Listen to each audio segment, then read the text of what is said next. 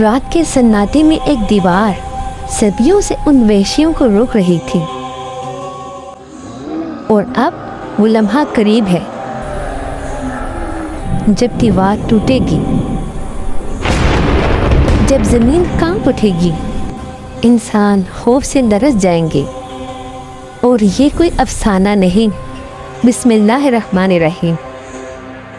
حضرت نوح علیہ السلام کے بیٹے یافس کی اولاد میں سے دو قومیں ہیں، یاجوج اور ماجوج۔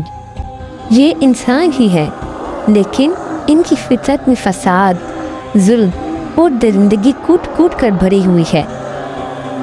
صدیوں پہلے اللہ نے ایک نیک اور طاقتور بادشاہ کے ذریعے انہیں ایک عظیم دیوار کے پیچھے قید کروا دیا، لیکن ان کی آزادی کا وقت آہستہ آہستہ قریب آ رہا ہے۔ ہر دن یہ وحشی قوم دیوار کھودتی ہے، لوہے سے ٹکرانے کی آوازیں، زمین کی لرزش اور پہاڑوں کا ہلنا۔ ایک لمحے کو یوں لگتا ہے جیسے دیوار ٹوٹنے ہی والی ہو، پھر وہ تھک جاتے ہیں اور ان کا سردار کہتا ہے بس کرو، باقی کل کھودیں گے۔ اور یہاں ایک راز ہے، یہ قوم کبھی انشاءاللہ نہیں کہتی۔ اسی وجہ سے ہر رات دیوار پھر سے پہلے سے زیادہ مضبوط ہو جاتی ہے۔ صدیوں کا غصہ، محنت اور انتقام ہر دن بڑھتا جا رہا ہے، مگر یاد رکھیں اللہ کی مشیت کے بغیر کچھ نہیں ہوتا۔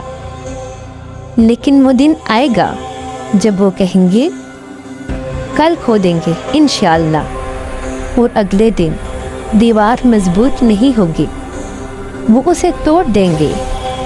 تصور کریں، ہزاروں کی تعداد میں یہ وحشی انسان ہر پہاڑ، ہر بلندی سے زمین پر ٹوٹ پڑیں گے۔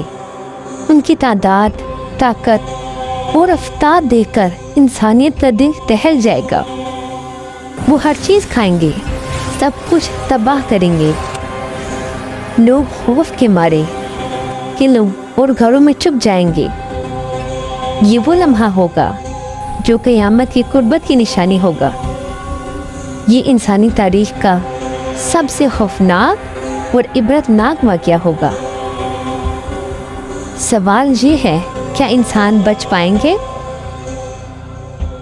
پارٹ 2 میں جانیں یاجوج اور ماجوج کو کون روکے گا اور انجام کیا ہوگا۔